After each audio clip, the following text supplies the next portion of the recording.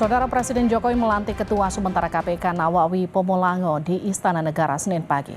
Nawawi menggantikan Firly Bahuri yang kini berstatus tersangka pemerasan pada mantan mentan Syahrul Yassin Limpo. Penandatanganan berita acara pengambilan sumpah Ketua Sementara Komisi Nawawi Pomolango resmi dilantik sebagai Ketua Sementara KPK. Nawawi menggantikan Firly Bahuri yang menjadi tersangka dugaan pemerasan dan gratifikasi. Presiden Jokowi menyebut pemberhentian sementara Firly sudah sesuai aturan.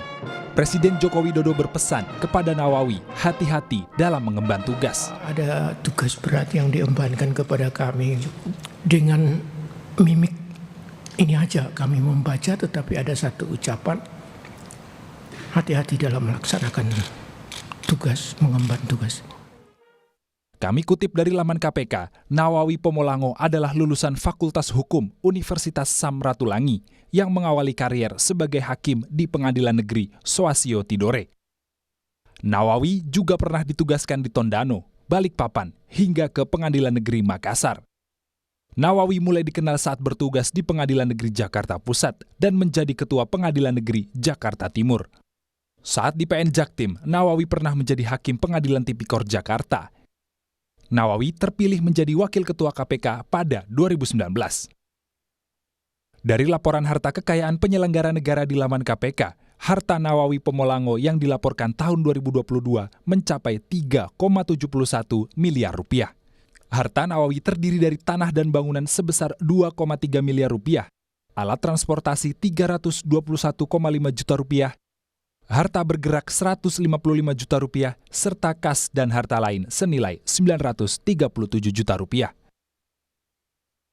Ketua IM57 Plus Institut atau mantan pegawai KPK, Praswat Nugraha, menaruh harapan atas dilantiknya Nawawi Pomolango jadi Ketua Sementara KPK. Nawawi diharapkan mampu menyisir dugaan pelanggaran etik atau integritas di tubuh KPK. Di satu sisi juga,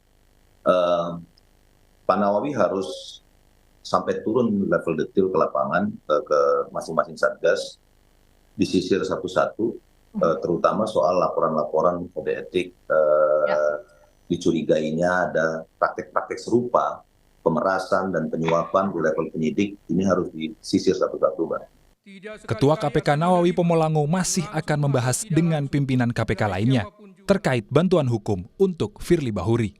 Firly Bahuri tersangkut kasus pemerasan pada mantan Menteri Pertanian Syahrul Yassin Limpo. Tim Liputan, Kompas TV.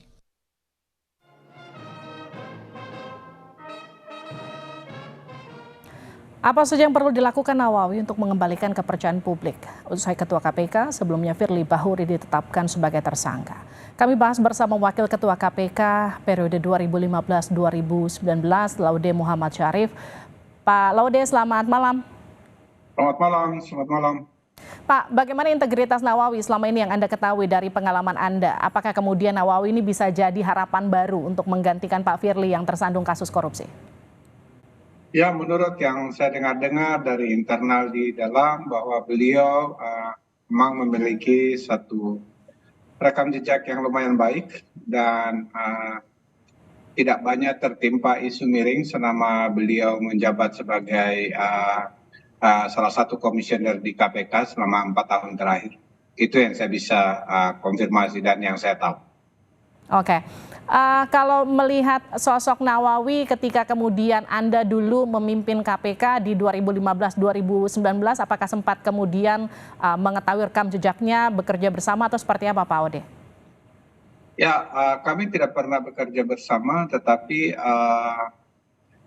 saya pikir Pak Nawawi tidak memiliki catatan yang tidak baik yang ada di KPK pada saat itu, sehingga betul-betul kami berharap bahwa beliau bisa mengemban tugas sebagai pimpinan di KPK sekarang. Baik, Pak Ode, ketika Anda menjadi Wakil Ketua KPK, Pak Nawawi kan saat itu masih menjadi Hakim Tipikor ya. Jadi seperti apa kemudian kita katakan rekam jejak beliau ketika kemudian menangani kasus-kasus korupsi yang juga ditangani KPK bersama? Iya, jadi dari dari jejak rekam jejak beliau itu tidak ada juga kasus-kasus yang bermasalah yang ditangani oleh beliau. Saya pikir ya beliau sebagai hakim yang baik, sebagai hakim yang baik untuk kasus-kasus tindak pidana korupsi yang disampaikan oleh KPK maupun oleh Kejaksaan. Pak Ode, Nawawi tadi kan menyebutkan akan memulihkan citra KPK. Apa yang kemudian harus jadi perhatian untuk mengembalikan citra KPK dengan cepat? Ya, ini adalah pekerjaan yang sangat-sangat berat. Saya mengulangi, ini pekerjaan yang sangat berat. Tapi saya pikir untuk memulai agar masyarakat kembali percaya kepada KPK, Pak Nawawi mungkin sekurang-kurangnya melakukan 3 hal. Nomor 1 adalah beliau harus berkonsolidasi internal di KPK, baik dengan pimpinan yang lain maupun dengan eselon 1 dan 2 serta kasatgas khususnya yang berada di penindakan di KPK untuk mengembalikan bahwa kasus-kasus yang dianggap bermasalah atau ada laporan-laporan yang kurang baik selama ini di KPK itu harus diselesaikan dalam waktu yang singkat.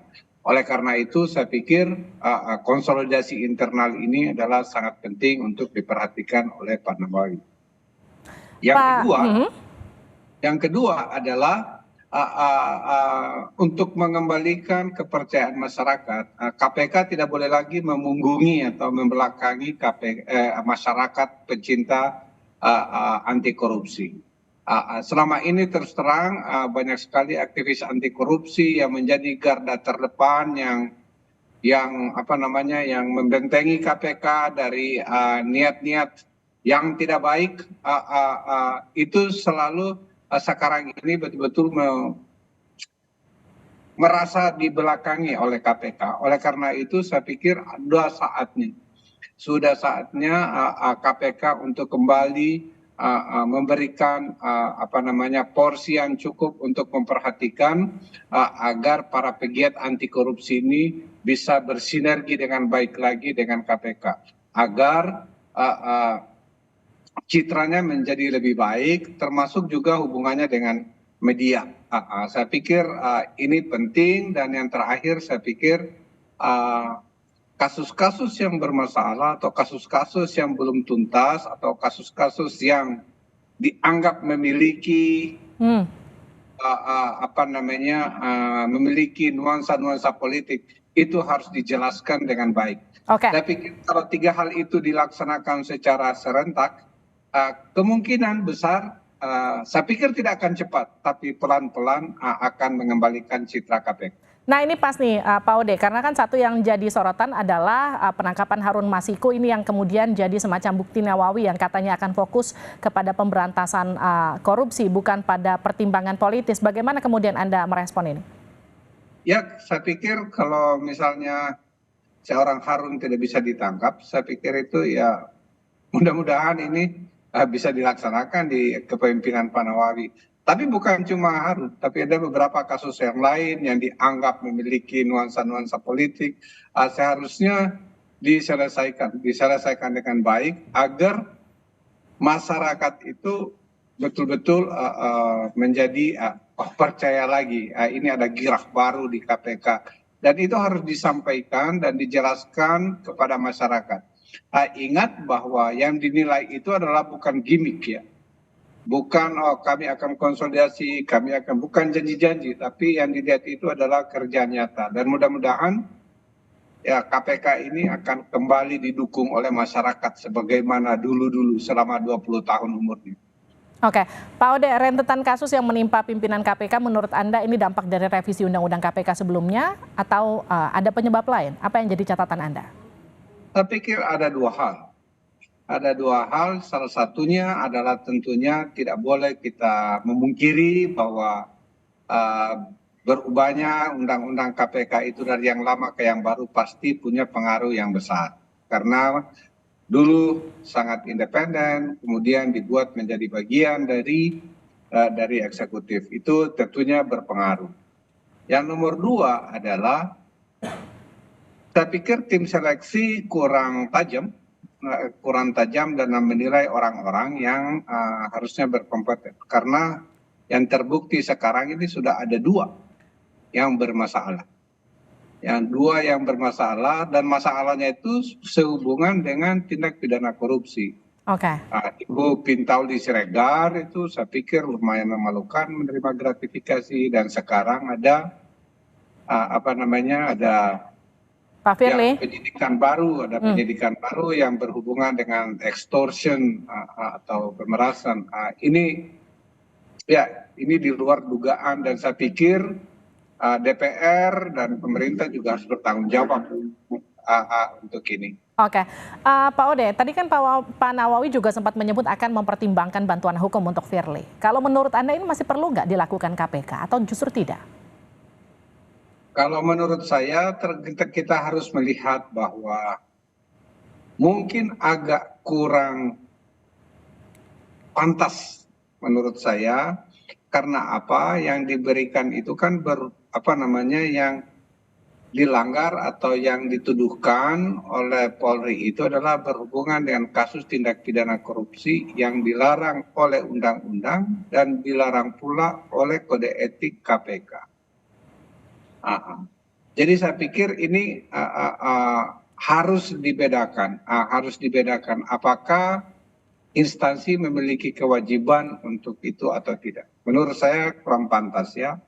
Nomor dua, dulu misalnya kalau kita lihat Bibit Chandra, Bambang Wijoyanto dan Abraham Samad misalnya berurusan dengan itu, tapi itu kasus dipercaya oleh KPK maupun masyarakat umum itu adalah bentuk kriminalisasi. Itu pun saya pikir KPK itu tidak secara tidak secara sungguh-sungguh menyiapkan